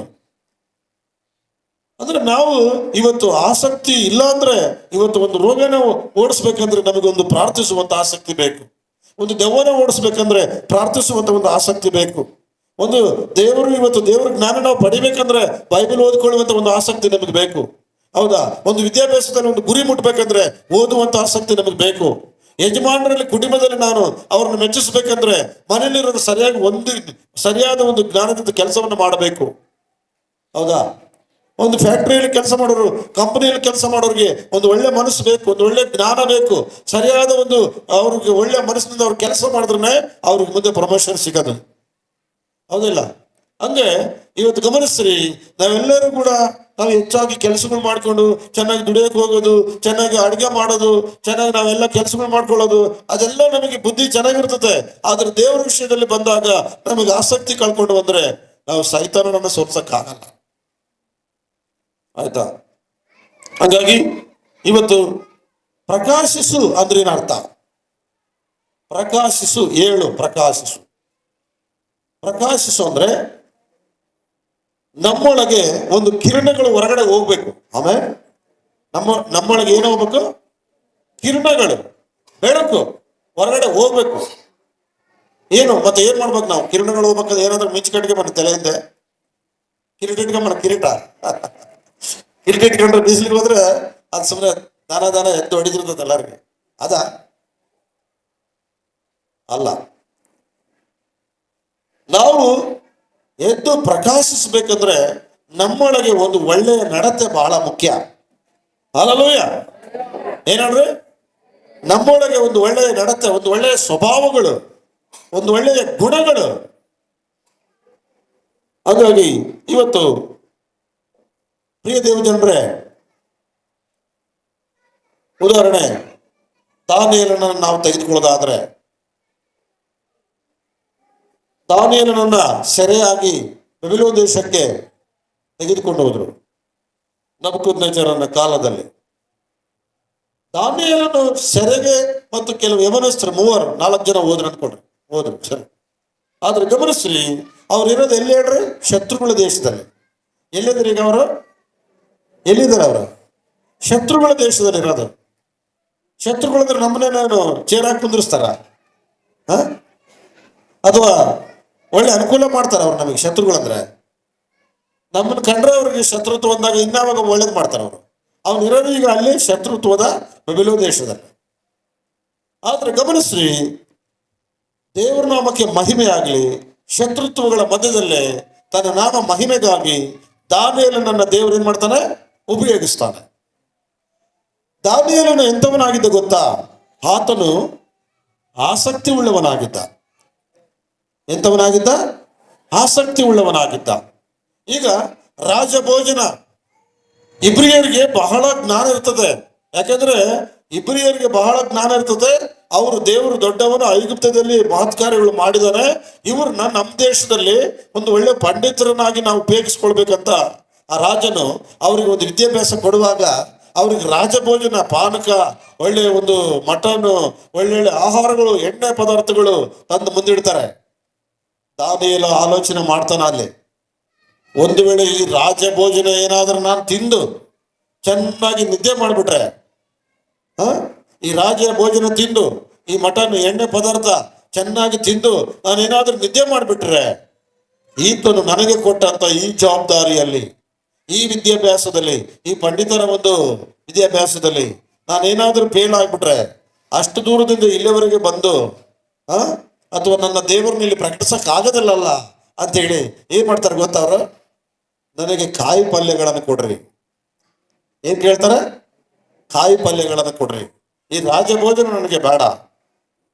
ನೀನು ಈ ರಾಜಭೋಜನ ಉಂಟಿದ್ರೆ ರಾಜನು ನಮ್ಮನ್ನು ತಲೆ ಕೆಡಿಸ್ತಾನೆ. ಮತ್ತೆ ನಿಮ್ಮ ಮಗುಗಳೇನಾದ್ರು ಕಳೆ ಅಥವಾ ಬಾಡಿ ಹೋಗ್ಬಿಟ್ರೆ, ನಿಮ್ಮ ಮುಖದಲ್ಲಿ ಕಳೆ ಇಲ್ಲ ಅಂದ್ರೆ, ನೀವೇನು ಅಂತ ಊಟ ಕೊಟ್ಟಿಲ್ಲ ಇವ್ರಿಗೆ, ಸರಿಯಾಗಿ ಬೆಳೆಸಿಲ್ಲ ಅಂತೇಳಿ ನಮ್ಮನ್ನ ತಲೆ ಕೆಡಿಸ್ತಂತ ದೇವ್ರು ಹೇಳಿದಾನೆ. ಹಂಗೆ ಯಾಕೆ ಮಾಡ್ತೀಯ ಅಂತ ಅವ್ರು ಕೇಳಿಲ್ಲ. ಹಿಂಗಾದ್ರೂ ಮಾಡು, ನನಗೆ ರಾಜಭೋಜನ ಬೇಡ, ಕಾಯಿ ಪಲ್ಯಗಳನ್ನು ಕೊಡು. ದಯೆ ತೋರಿಸ್ತಾನೆ ದೇವರು. ಯಾಕಂದ್ರೆ ಅವನು ನಾನು ಹೆಂಗಾದ್ರೂ ಮಾಡಿ ಕಷ್ಟಪಡ್ಬೇಕು, ಓದಬೇಕು, ಇದ್ರಲ್ಲಿ ನಾನು ಒಳ್ಳೆ ಸ್ಥಾನದಲ್ಲಿ ಬರ್ಬೇಕಂತ ಅವ್ರು 4 ಜನ ಪ್ರಯತ್ನ ಮಾಡ್ತಾರೆ. ನೋಡ್ರಿ, ಅವನೇನು ಎಚ್ಚರವಾಗ್ತಾನೆ ಗೊತ್ತಾ? ಅಲ್ಲಿ ನಿದ್ದೆ ವಿಷಯದಲ್ಲಿ, ಅಂದ್ರೆ ಈ ಪರೀಕ್ಷೆಯಲ್ಲಿ ನಾನು ಪಾಸ್ ಆಗ್ಬೇಕಂತ ಎಚ್ಚರಗೊಳ್ತಾನೆ. ಆಮೇಲೆ ನಾನು ಅಲ್ಲಿ ಪಾಸ್ ಆಗ್ಬೇಕಂತ ಎಚ್ಚರಗೊಳ್ತಾನೆ. ದೇವರಿಗಾಗಲಿ ಎದ್ದೇಳ್ತಾನೆ ಅಲ್ಲಿ. ನೋಡ್ರಿ, ಅತಿ ಭೋಜನ, ಅತಿ ಮಾಂಸ, ಅತಿ ಭೋಜನ ಏನಾಗುತ್ತಂತೆ? ಅದು ಮೊದಲು ಮನುಷ್ಯರಿಗೆ ಬೆಳೆದಂಗೆ, ಮುಂದುವರಿಯದಂಗೆ, ಅಭಿವೃದ್ಧಿ ಆಗದಂಗೆ, ಕೆಲಸಗಳು ಮಾಡ್ದಂಗೆ, ಏನಾದ್ರು ಒಳ್ಳೆ ಕೆಲಸಗಳು ಮಾಡ್ದಂಗೆ ಎಚ್ಚರ ತಪ್ಪಿಸ್ಬಿಡ್ತದಂತ ಅದು. ಹೌದಾ ಇಲ್ಲ? ಮಾಂಸಾಹಾರಗಳು, ದಾಳು, ಎಣ್ಣೆ ಇವೆಲ್ಲ ಕೂಡ ಎಚ್ಚರ ತಪ್ಪಿಸಿ ಮನುಷ್ಯರಿಗೆ ನಿದ್ದೆ ಕೊಟ್ಟು ಏನಾದ್ರೂ ಚುರುಕಾಗಿ ಕೆಲಸ ಮಾಡ್ದಂಗೆ ಅಂತ ಅವ್ರು ಯೋಚನೆ ಮಾಡ್ತಾರೆ. ಆದ್ರೆ ಅವ್ರು ಗಮನಿಸ್ರಿ, ಅವ್ರು ಎಚ್ಚರವಾಗಿದ್ದು ವಿದ್ಯಾಭ್ಯಾಸ ಮಾಡಿ ಅವರಲ್ಲಿ ಏನಾಗ್ತಾರೆ? ಅವರು ಅಭಿವೃದ್ಧಿಯಾಗಿ ಪಾಸ್ ಆಗ್ತಾರೆ. ದೇವರಿಗೆ ಮಹಿಮೆ ಆಗಲಿ. ಆಮೇಲೆ ಅಂದ್ರೆ ಅವನು ದಾನಿಯೇಲ, ಶದ್ರಕ್, ಮೇಷಕ್, ಅಬೇದ್ನೆಗೋವರು ಯಾವ ತರ ಪ್ರಕಾಶಿಸಿದ್ರಂದ್ರೆ ಅವರ ಒಳ್ಳೆಯ ಒಂದು ಚುರುಕಾದ ಜ್ಞಾನವನ್ನು ಅಲ್ಲಿ ತೋರಿಸಿದ್ರು. ಹಲ್ಲೆಲೂಯಾ. ಅವ್ರಿಗೆ ಒಂದು ಒಳ್ಳೆ ಸ್ಥಾನ ಸಿಕ್ತು. ಮತ್ತೆ ಅವ್ರು ಏನ್ ಮಾಡಿದ್ರು ಗೊತ್ತಾ? ಅವ್ರ ಹತ್ರ ಒಂದು ಪರಿಶುದ್ಧವಾದ ಜನರಾಗಿ ನಡ್ಕೊಂಡ್ರು. ಅವ್ರ ಹತ್ರ ಹೆಂಗ್ ನಡ್ಕೊಂಡ್ರು? ಪರಿಶುದ್ಧವಾದ ಜನರಾಗಿ, ಒಂದೊಳ್ಳೆ ತಿಳುವಳಿಕೆಯಿಂದ, ಒಂದೊಳ್ಳೆ ನಡೆನುಡಿಯಿಂದ ಅವ್ರು ನಡ್ಕೊಂಡ್ರು. ಅದಕ್ಕೆ ದೇವ್ರೇನ್ ಮಾಡ್ತಾನೆ? ಅವ್ರಿಗೆ ಮುಖ್ಯ ಸ್ಥಾನವನ್ನು ಕೊಡ್ತಾನೆ. ಶತ್ರುಗಳ ಮುಂದೆ ಅವ್ರಿಗೆ ಮುಖ್ಯ ಸ್ಥಾನವನ್ನು ಕೊಡ್ತಾನೆ. ಹೀಗೆ ದೇವರು ಅವ್ರನ್ನ ಆ ರೀತಿಯಾಗಲಿ ಏನ್ ಮಾಡ್ತಾನೆ? ಅವ್ರು ಎದ್ದು ಪ್ರಕಾಶಿಸ್ತಾರೆ. ನೆಕ್ಸ್ಟ್ ಅವ್ರು ಏನ್ ಮಾಡ್ತಾರೆ ಗೊತ್ತಾ? ಒಳ್ಳೆ ಪ್ರಾರ್ಥನೆ ಮಾಡುವಂತ ಮನುಷ್ಯರಾಗಿದ್ರು. ಏನಾಗಿದ್ರಮ್ಮ ಅವರು? ಪ್ರಾರ್ಥನೆ ಮಾಡುವಂತ ಮನುಷ್ಯರಾಗಿದ್ರು. ಅಂದ್ರೆ ಅವರು ಪ್ರಾರ್ಥನೆಯಲ್ಲಿ ಚುರುಕಾಗಿದ್ರು, ಒಳ್ಳೆ ಜಾಣತನ ತೋರಿಸೋದ್ರಲ್ಲಿ ಚುರುಕಾಗಿದ್ರು. ಉತ್ತಮವಾಗಿ ಅವರು ಬೆಳೆಯೋದಕ್ಕೆ, ಅಂದ್ರೆ ಈ ಬಬಿಲೋನ್ ದೇಶದಲ್ಲಿ ನಮ್ಮ ದೇವರನ್ನ ಪ್ರಕಟಿಸ್ಬೇಕು ನಾವಂತ ಒಂದು ಪರಿಶುದ್ಧವಾದ ಮನಸ್ಸು ಅವ್ರಿಗಿತ್ತು. ಅರ್ಥ ಆಯ್ತಾ? ಬಯಲಿನಲ್ಲಿ 60 ಅಡಿ ಎತ್ತರದ ಮೂರ್ತಿಯನ್ನು ಆ ನೆಬೂಕದ್ನೆಚ್ಚರನು ಮಾಡಿಟ್ಟಾಗ ಎಲ್ಲರೂ ಅಡ್ಡ ಬಿದ್ರು. ಅಡ್ಡ ಬಿದ್ದು ಇಲ್ಲಿರುವಂತ ಆಹಾರನ ತಿಂದು ಹೋಗ್ಬೇಕು, ಇಲ್ಲಾಂದ್ರೆ ಅವ್ರನ್ನ ಬೆಂಕಿಗೆ ಸುಡ್ತಂತ ಅವನು ಆಜ್ಞೆ ಮಾಡಿರ್ತಾನೆ. ಆದ್ರೆ ಗಮನಿಸ್ರಿ, ಅವ್ರೇನ್ ಮಾಡ್ತಾರೆ? 3 ಅವರು ಎದ್ದು ನಿಂತ್ಕೊಳ್ತಾರೆ. ಎಲ್ಲರೂ ಬಗ್ಗಿ ಹೋಗಿರ್ತಾರೆ. ಅಂದ್ರೆ ಅವ್ರು ಏನ್ ಮಾಡ್ತಾರೆ ಅಂದ್ರೆ ಭೂಲೋಕದ ಈ ಒಂದು ಒಡಂಬಡಿಕೆಗೆ ಅವರು ಪಾತ್ರರಲ್ಲ, ಭೂಲೋಕದ ಕಾರ್ಯಗಳನ್ನು ಅವರು ಮೆಚ್ಚಿಕೊಳ್ಳರೂ ಅಲ್ಲ. ಭೂಲೋಕಕ್ಕೆ ಅವರು ಅಡ್ಡ ಬೀಳೋರು ಅಲ್ಲ, ಭೂಲೋಕದ ಸಂಪ್ರದಾಯಗಳು ನಂಬರೋ ಅಲ್ಲ, ಭೂಲೋಕದ ರುಚಿ ಪದಾರ್ಥಗಳಿಗೆ ಅವ್ರು ಇಷ್ಟ ಇಲ್ಲ. ನಮ್ಮ ದೇವರು ಇಷ್ಟಿದ್ರೆ ನಮ್ಮನ್ನ ಬದುಕಿಸಲಿ, ಇಲ್ಲಾಂದ್ರೆ ಆ ಬೆಂಕಿ ಕೆರೆಗೆ ಹಾಕ್ಲಿ, ನಾವು ಪರಲೋಕದ ದೇವರನ್ನೇ ಆರಾಧಿಸ್ತೀವಿ. ನೋಡ್ರಿ, ಇಡೀ ಸಾವಿರಾರು ಜನರಿಗೆ ಅವರು ದೇವರನ್ನು ತೋರಿಸ್ತಾ ಇದಾರೆ. ಆಮೇಲೆ ಅವ್ರ ಮುಂದೆ ದೇವರಿಗಾಗಿ ಒಂದು ಪರಿಶುದ್ಧವಾದ ಜೀವಿತ ತೋರಿಸ್ತಿದ್ದಾರೆ, ದೇವರಿಗಾಗಿ ಒಂದು ಒಳ್ಳೆ ನಡತೆ ತೋರಿಸ್ತಿದ್ದಾರೆ, ದೇವರಿಗಾಗಿ ಅವರು ಪರಿಶುದ್ಧತೆ ಒಂದು ಜೀವಿತವನ್ನು ತೋರಿಸ್ತಾರೆ. ಆ ನಮ್ಮ ಕರ್ತನಾದ ಯೆಹೋವನು ಯೇಸು ಕ್ರಿಸ್ತನ್ ಬಿಟ್ರೆ ಬೇರೆ ಯಾರು ಆತನಿಗೆ ಸಮಾನರಲ್ಲ ಅಂತ ಅವ್ರು ತೋರಿಸ್ತಾ ಇದಾರೆ. ಅವ್ರನ್ನ ಬೆಂಕಿಗೆರೆಗೆ ಹಾಕ್ಬಿಡ್ತಾರೆ. ಹಾಕಿದ್ರು ಕೂಡ 4ನೇ ವ್ಯಕ್ತಿಯಾಗಿ ಯೇಸು ಕ್ರಿಸ್ತನ್ ಬಂದು ಅವ್ರ ಕೂದಲು ಕೂಡ ಸುಟ್ಟೋಗದಂಗೆ ಅವ್ರನ್ನ ಮೇಲಕ್ಕೆ ತಗೊಂಡ್ಬರ್ತಾನೆ. ಆಮೇಲೆ ಅಂದ್ರೆ ಅರ್ಥ ಏನು? ಪ್ರಕಾಶಿಸೋದ್ರ ಅರ್ಥ ಏನು? ಎದ್ದೇಳೋದಂದ್ರೆ ಅರ್ಥ ಏನು? ಅವರು ಪಾಪವನ್ನು ಬಿಟ್ಟು ಲೋಕದ ಕ್ರಿಯೆಗಳನ್ನು ಒಪ್ಪಿಕೊಳ್ಳದೆ, ಯಾವುದೇ ಒಂದು ದೇವರಿಗಿಂತ ಹೆಚ್ಚಾಗಿ ಯಾವುದನ್ನು ಪ್ರೀತಿ ಮಾಡದೆ, ದೇವರಿಗಿಂತ ಹೆಚ್ಚಾಗಿ ಆಹಾರನ ಅವ್ರು ಪ್ರೀತಿ ಮಾಡಲಿಲ್ಲ, ದೇವರಿಗಿಂತ ಹೆಚ್ಚಾಗಿ ಯಾವ ದೇವರುಗಳನ್ನು ಪ್ರೀತಿ ಮಾಡಲಿಲ್ಲ, ದೇವರಿಗಿಂತ ಹೆಚ್ಚಾಗಿ ಭೂಲೋಕವನ್ನ ಪ್ರೀತಿ ಮಾಡಲಿಲ್ಲ. ಅವರು ದೇವರಿಗಾಗಿ ಎದ್ದು ನಿಂತಿದ್ರು. ಆಮೇಲೆ ಇವತ್ತು ಇಲ್ಲಿರುವಂತ ದೇವರ ಮಕ್ಕಳಾದ ನಾವು ದೇವರಿಗಾಗಿ ಪ್ರಕಾಶಿಸ್ಬೇಕಂದ್ರೆ ಇವತ್ತು ನಾವೇನ್ ಮಾಡ್ಬೇಕಂದ್ರೆ ದೇವರಿಗಾಗಿ ನಾವು ನಿಲ್ಲಬೇಕು. ಆಮೇಲೆ ಹಲ್ಲೆಲೂಯಾ. ನಿನ್ನ ನೋಡುವಾಗ ಜನಗಳು ನಿನ್ನೊಳಗೆ ನನ್ನೊಳಗೆ ಆತನ ಪ್ರೀತಿಯನ್ನು ಕಾಣಬೇಕು. ನಾವು ಅತಿ ಸತ್ಕಾರ ಮಾಡುವಂತವರಾಗಿ ಕಾಣಬೇಕು, ಪರಿಶುದ್ಧ ಜನರಾಗಿ ಕಾಣಬೇಕು, ಪ್ರಾರ್ಥನೆ ಮಾಡುವಂತ ಜನರಾಗಿ ಕಾಣಬೇಕು, ತ್ಯಾಗ ಮಾಡುವಂತ ಜನರಾಗಿ ಕಾಣಬೇಕು. ಭೂಲೋಕದ ಯಾವುದೇ ಒಂದು ಸಂಗತಿಗಳು ಒಪ್ಪಿಕೊಳ್ಳದೆ ಪರಲೋಕದ ಚಿತ್ತವನ್ನು ಮಾಡುವಂತ ಆಸೆ ಬಯಕೆ ನಮ್ಮಲ್ಲಿ ತುಂಬಿರಬೇಕು. Amen, hallelujah. ಯಾವುದೇ ಒಂದು ಪಾಪ ಸಂಬಂಧವಾದ ವಿಷಯಗಳು ಅವರು ಒಪ್ಪಿಕೊಳ್ಳಲಿಲ್ಲ. ಅವರು ದೇವರಿಗಾಗಿ ಎದ್ದು ಪ್ರಕಾಶಿಸಿದರು. ಬಾಬಿಲೋನ್ ದೇಶದಲ್ಲಿ ದಾನಿಯೇಲ ದೇವರಾತ್ಮವುಳ್ಳವನಾಗಿದ್ದಾನೆ, ದಾನಿಯೇಲನ ದರ್ಶನವುಳ್ಳವನಾಗಿದ್ದಾನೆ, ದಾನಿಯೇಲನ ದೇವರು ನಿಜವಾದ ದೇವರು ಎಂಬುದಾಗಿ ರಾಜನು ದಾನಿಯೇಲನನ್ನು ಏನ್ ಮಾಡ್ತಾನೆ? ಹೊಗಳುತ್ತಾನೆ. ಗಮನಿಸ್ರಿ, ಇವತ್ತು ಕಾರ್ಗತ್ತಲು ಹೋಗ್ಬೇಕಂದ್ರೆ, ನಿನ್ನನ್ನು ಕಾಡುವಂತ ದುರಾತ್ಮನ ಶಕ್ತಿಗಳು ಮುರಿಬೇಕಂದ್ರೆ, ನಿನಗೆ ವಿರೋಧವಾಗಿರುವ ಸರ್ಪಶಕ್ತಿಗಳ ಬಲ ಮುರಿಬೇಕಂದ್ರೆ, ನಿನ್ನನ್ನು ಕಾಡುವಂತ ಶಾಪಗಳು ಲಯವಾಗಬೇಕಂದ್ರೆ ನಿನಗೆ ಆಸಕ್ತಿ ಬೇಕು. ಏನ್ ಬೇಕಲ್ರಿ? ಆಸಕ್ತಿ ಬೇಕು. ಅವ್ರಿಗೆ ನೋಡ್ರಿ, ವೈರತ್ವದ ಪ್ರಪಂಚದ ವೈರತ್ವದ ಒಂದು ಬಾಬಿಲೋನ್ ದೇಶದಲ್ಲಿ ಅವ್ರನ್ನ ಏನ್ ಬೇಕಾದ್ರೂ ಮಾಡ್ತಾರ, ರಾಜ ಗುಲಾಮರನ್ನಾಗಿ ಮಾಡ್ಕೊಂತಾನೆ. ಆದ್ರೂ ಕೂಡ ಅವರಲ್ಲಿರುವಂತ ಒಂದು ಪರಿಶುದ್ಧವಾದ ನಡತೆ, ಒಂದು ಒಳ್ಳೆಯ ಪ್ರಾರ್ಥನೆ, ಕೆಟ್ಟ ಆಹಾರವನ್ನು ತ್ಯಜಿಸಿ, ಅವ್ರನ್ನ ನಿದ್ದೆ ಮತ್ತು ಬರುವಂತ ಆಹಾರವನ್ನು ತ್ಯಜಿಸಿ, ದೇವರು ನಮ್ಮ ಮಹಿಮೆಗಾಗಿ ಒಳ್ಳೆಯ ಒಂದು ಶುದ್ಧವಾದ ಆಹಾರ ತಿಂದು ಅವರು ಪರೀಕ್ಷೆಯಲ್ಲಿ ಪಾಸ್ ಆಗಿ ಪ್ರಾರ್ಥನೆ ವೀರರಾಗಿ ದೇವರ ಸನ್ನಿಧಿ ಅನುಭವಿಸಿ ಇವತ್ತು ದೇವರಿಗೆ ಮಹಿಮೆ ಅದೇ ದೇಶದಲ್ಲಿ ತರ್ತಾರೆ. ಅದೇ ಪ್ರಧಾನಮಂತ್ರಿ ಹೇಳ್ತಾನೆ, ದಾನಿಯೇಲನ ದೇವರು ನಿಜವಾದ ದೇವರು ಎಂಬುದಾಗಿ. Amen, hallelujah. ಪ್ರಿಯ ನನ್ನ ಬಂಧುಗಳೇ, ದೇವಜನರೇ, ಇವತ್ತು ಕಾರ್ಗತ್ತಲು ತುಂಬಿದಂತ ಈ ಒಂದು ಪ್ರಪಂಚದಲ್ಲಿ ಒಬ್ಬ ಯೇಸು ಕ್ರಿಸ್ತನ ರಕ್ತದಲ್ಲಿ ತೊಳೆಯಲ್ಪಟ್ಟಂತ ಒಬ್ಬ ಮಗನು ಮೊಣಕಾಲು ಹಾಕುವುದಾದರೆ ಇವತ್ತು ಶತ್ರುವಿನ ಕಾರ್ಯಗಳು ಕೆಟ್ಟೋಗುತ್ತವೆ. ಒಬ್ಬ ದೇವರ ಮಗಳು ಮೊಣಕಾಲುಗಳಾಕಿ ಕೈಗಳತ್ತಿ ಊಟ ಬಿಟ್ಟು ದೇವರ ಜ್ಞಾನ ಹೊಂದಿ ಬಲವಾಗಿ ಪ್ರಾರ್ಥಿಸುವುದಾದರೆ ಸೈತಾನನ ಕ್ರಿಯೆಗಳು ಮುರಿದು ಹೋಗುತ್ತವೆ. ಆಮೇಲೆ ಇವತ್ತು ನಾವೆಲ್ಲರಿಗೆ ಆಸಕ್ತಿ ಬರಬೇಕು, ನಮಗೆಲ್ಲ ಒಂದು ಉರಿ ವೈರಾಗ್ಯ ಬರಬೇಕು, ದೇವರಿಗಾಗಿ ನಾವು ಉರಿಯಬೇಕು. ನೋಡ್ರಿ, ಯೋಹಾನನ 3ನೇ ಮತ್ತಾಯ ಸುವಾರ್ತೆ ಓದುವಾಗ ಸ್ವಲ್ಪ ದಿನಗಳ ಕಾಲ ಇದ್ದ, ದೇವರಿಗಾಗಿ ಉರಿತಾ ಇದ್ದ. ಅನೇಕ ಸ್ತ್ರೀಯರು ನೋಡ್ರಿ, 2ನೇ ಅಧ್ಯಾಯ ಲೂಕ ಸುವಾರ್ತೆ ನಾವು ಕೊನೆ ಅಧ್ಯಾಯಗಳು ಓದುವಾಗ ಒಬ್ಬ ಅನ್ನ ಇದ್ದಾಳೆ, ಒಬ್ಬ ವಿಧವೆ 7 ವರ್ಷದಲ್ಲಿ ಗಂಡನನ್ನು ಕಳ್ಕೊಂಡ್ಲು. ಆದ್ರೂ ಕೂಡ ದೇವರಿಗಾಗಿ ಉರಿತಾ ಇದ್ಲು, ದೇವರ ಮಕ್ಕಳಿಗೆ ಪ್ರಾರ್ಥಿಸ್ತಾ ಇದ್ಲು, ದೇವಾಲಯದಲ್ಲಿ ಸಾಯವರೆಗೆ ಕರ್ತನ ಸೇವೆಯಲ್ಲಿ ಭಾಗಿಯಾಗ್ತಾ ಇದ್ಲು, ಅನೇಕರನ್ನ ಆದರಣೆ ಮಾಡ್ತಾ ಇದ್ಲು, ಅನೇಕರನ್ನ ಸತ್ಯಕ್ಕೆ ನಡೆಸ್ತಾ ಇದ್ಲು, ಅನೇಕರನ್ನ ಪರಿಶುದ್ಧತೆ ಕಡೆಗೆ ನಡೆಸ್ತಾ ಇದ್ಲು. ಕಾರಣ ಏನ್ ಗೊತ್ತಾ? ದೇವರಿಗಾಗಿ ನಾವು ಬಾಳಬೇಕು. ಇವತ್ತು ಅನೇಕ ಜನರು ದೇವರಿಗಾಗಿ ಎದ್ದು ಪ್ರಕಾಶಿಸದೆ ಪಾಪದ ರಹಸ್ಯಗಳನ್ನು ಒಳಗಡೆ ಬಚ್ಚಿಟ್ಕೊಳ್ತಾರೆ, ಪಾಪದ ಗುಣಗಳನ್ನು ಇಟ್ಕೊಳ್ತಾರೆ, ದುರ್ಚಟಗಳನ್ನು ಇಟ್ಕೊಳ್ತಾರೆ, ಕೆಡಕಿನ ಆಚಾರ ವಿಚಾರಗಳಿಗೆ ಒಳಗಾಗ್ತಾರೆ. ಅದಾಗದಂತೆ ನಾವು ಕರ್ತನನ್ನು ಮೆಚ್ಚಿಸುವವರಾಗಿರಬೇಕು. ಹಲ್ಲೆಲೂಯಾ. ಈಗ ನೋಡ್ರಿ, ಊರಲ್ಲಿ ಒಂದು ಯಾವುದೋ ಜಾತ್ರೆ ನಡೀತದೆ, ಶಾಸ್ತ್ರ ಕೇಳ್ತಾರೆ. ಎಲ್ಲರೂ ಮನೆಯಲ್ಲಿ ಎಲ್ಲರೂ ಏನ್ ಮಾಡ್ಬೇಕು? ಉಡೇಕೆ ಹಾಕ್ಬೇಕು. ಏನ್ ಹಾಕ್ಬೇಕು? ಅವ್ರು ಹೇಳ್ಬಿಟ್ರೆ, ನಿಮ್ಮನ್ನು ಕರೆದು ಬಿಟ್ರೆ ನೀವು ಹೋಗಿ ಉಡೇಕಕ್ಕೆ ಬಂದ್ಬಿಡ್ಬೇಕು. ಯಾಕೆ ಬೇರೆ ದಿನ ನಿಮ್ಮ ಸಂಬಂಧ, ನಿಮ್ಮ ತಂದೆ ತಾಯಿಗಳ ಪ್ರೀತಿ ಕೆಟ್ಟೋಗ್ಬಿಡುತ್ತಾ? ಶಾಸ್ತ್ರನ ಅನುಭವಿಸುವಂಥದ್ದು, ಅನುಸರಿಸುವಂಥದ್ದು ಕೂಡ ನಾವು ಸೋಲಿನ ಆಲೋಚನೆಯಲ್ಲಿದ್ದೀವಿ. ಅರ್ಥ ಆಯ್ತಾ? ನಾವು ಇಂತಹ ಕೆಲಸಗಳಲ್ಲಿ ಭಾಗಿಯಾಗಬಾರ್ದು. ಹಬ್ಬದ ದಿನ ಹೋಗಿ, ಹುಣ್ಣಿಮೆ ದಿನ ಹೋಗಿ, ಮನೆ ಏನೋ ಶಾಸ್ತ್ರದ ಪ್ರಕಾರ ಅಂಥವು ನಾವು ಮಾಡಲೇಬಾರ್ದು. ನಾವು ನಂಬಿರುವ ದೇವರು ಸರ್ವಶಕ್ತನಾಗಿದ್ದಾನೆ. ಆಮೇಲೆ 135ನೇ ಕೀರ್ತನೆ ನೋಡ್ರಿ, ಒಂದು ಮಾತು ಹೇಳ್ತಾನಲ್ಲಿ ಭಕ್ತನು. 135ನೇ ಕೀರ್ತನೆ ಒಂದು ಮಾತು ಅಲ್ಲಿ ಹೇಳ್ತಾನೆ,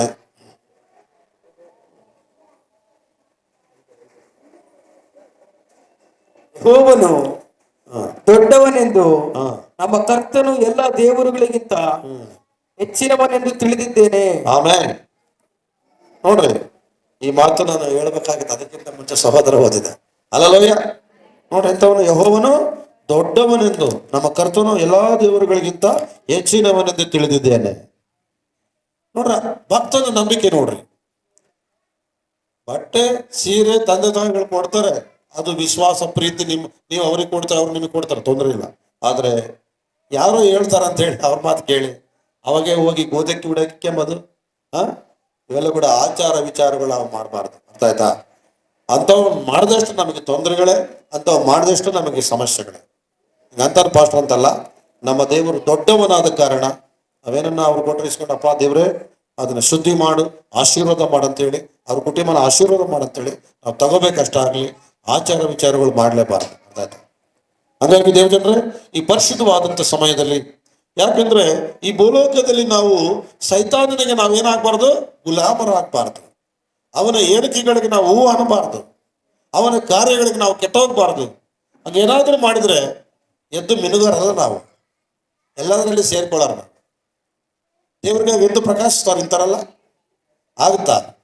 ಹೇಳ್ಬೇಕು ಅವ್ರಿಗೆ, ನಾವು ನಮ್ಮ ದೇವರು ದೊಡ್ಡವನು, ನಮ್ಮ ದೇವರು ಸರ್ವಶಕ್ತನು, ನಾವು ಅಂಥವೆಲ್ಲ ಮಾಡಬಾರ್ದು.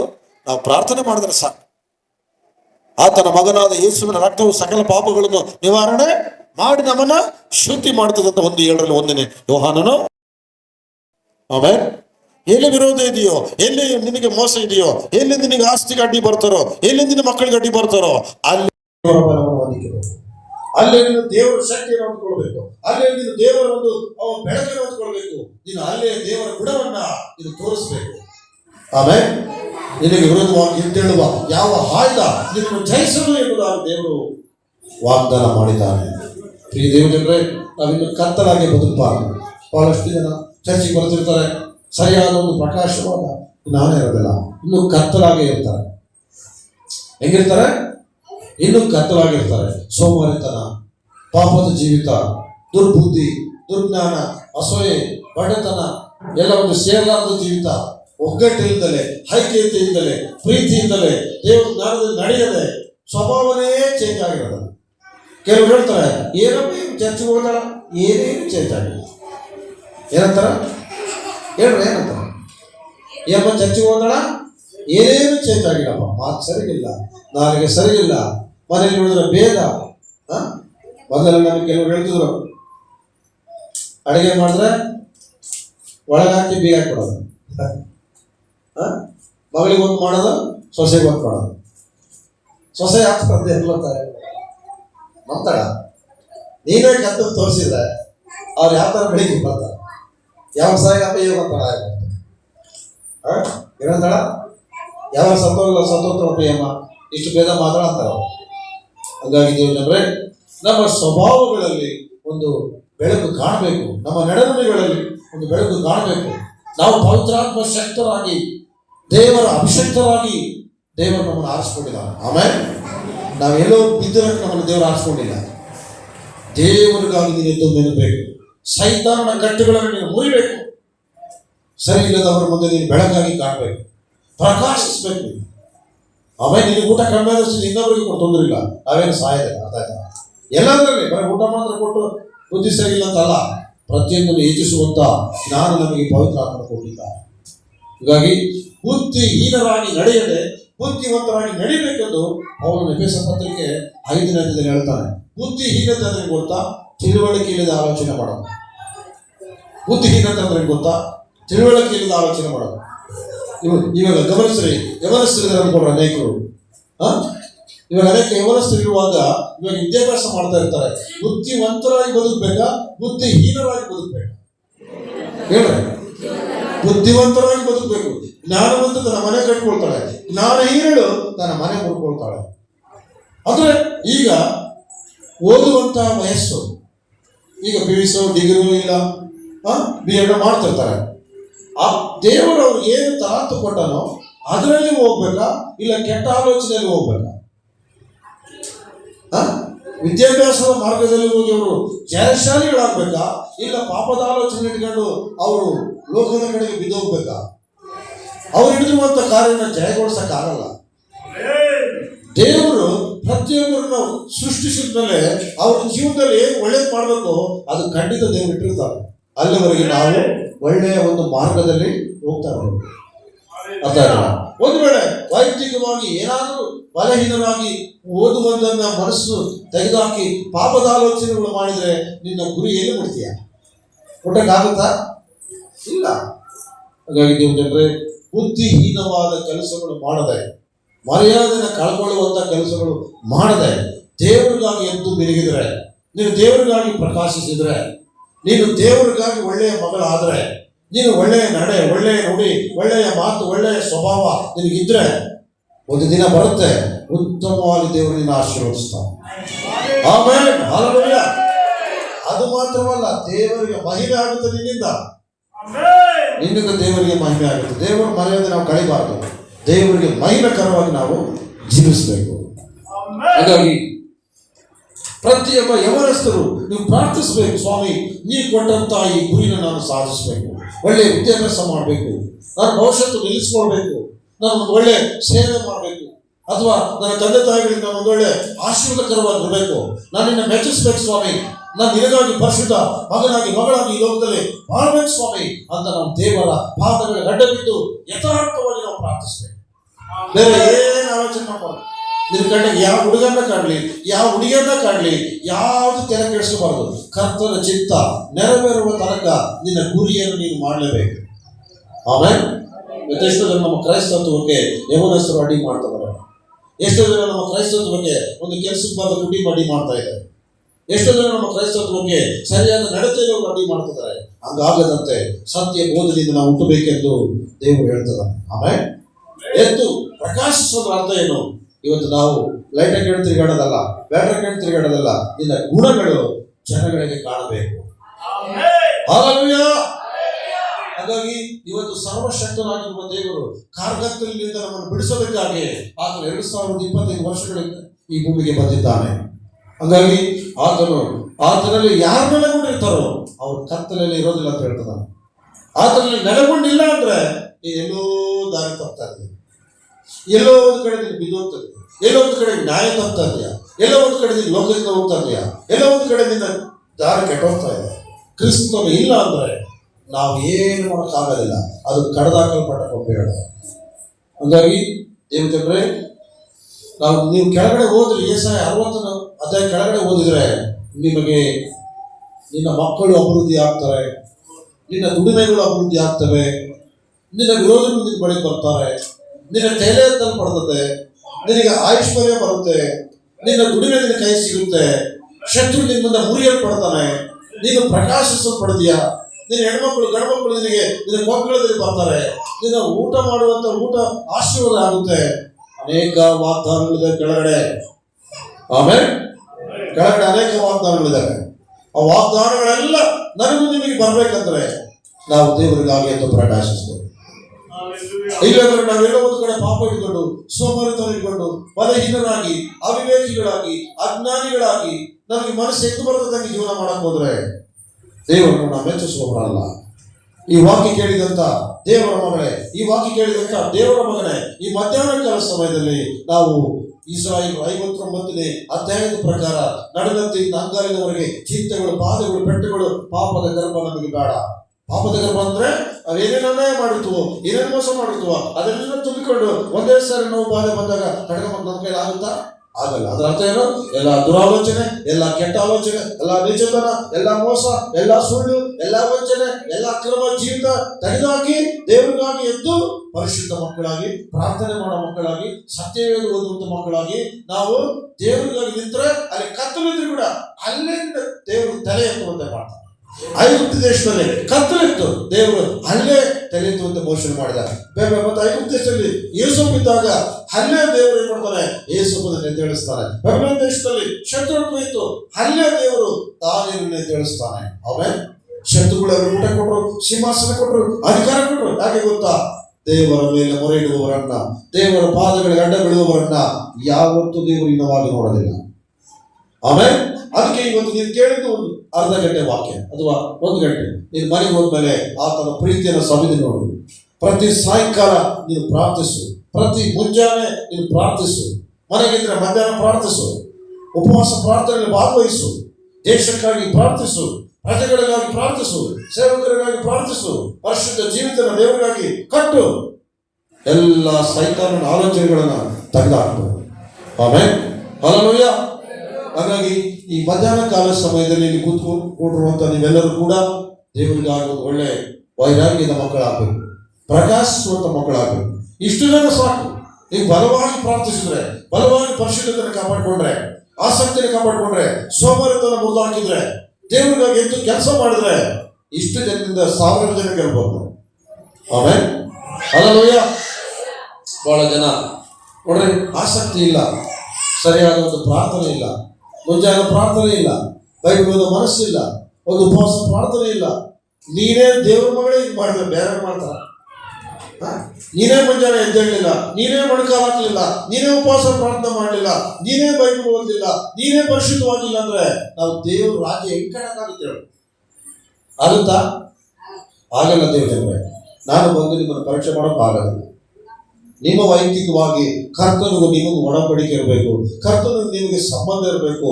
ನೀವು ಈ ಲೋಕದ ಕಾರ್ಗತ್ತನ್ನ, ಈ ಕಾರ್ಗತ್ತು, ಈ ಕತ್ತಲು ಕವಿದಿರುವಂತ ಎಲ್ಲ ಕೆಟ್ಟತನವನ್ನ, ಈ ಪಿಶಾಚಿಗಳನ್ನ, ಈ ಮಾಟ ಮಂತ್ರಗಳು, ಈ ದೆವ್ವಗಳನ್ನ, ಎಲ್ಲ ದುಷ್ಟಶಕ್ತಿಗಳನ್ನ ಮುರಿದಾಕ್ಬೇಕಂದ್ರೆ ನೀವೆಲ್ಲರೂ ಎದ್ದು ನಿಲ್ಲಬೇಕು. ದೇವರ ಎದ್ದು ನಿಂತ್ಕೊಂಡು ನಾನು ಹಿಂಗೆ ನಿಂತ್ಕೊಂಬದಲ್ಲ, ಆ ಮನಸ್ಸು ನಿಮಗೆ ಎದ್ದೇಳಬೇಕು.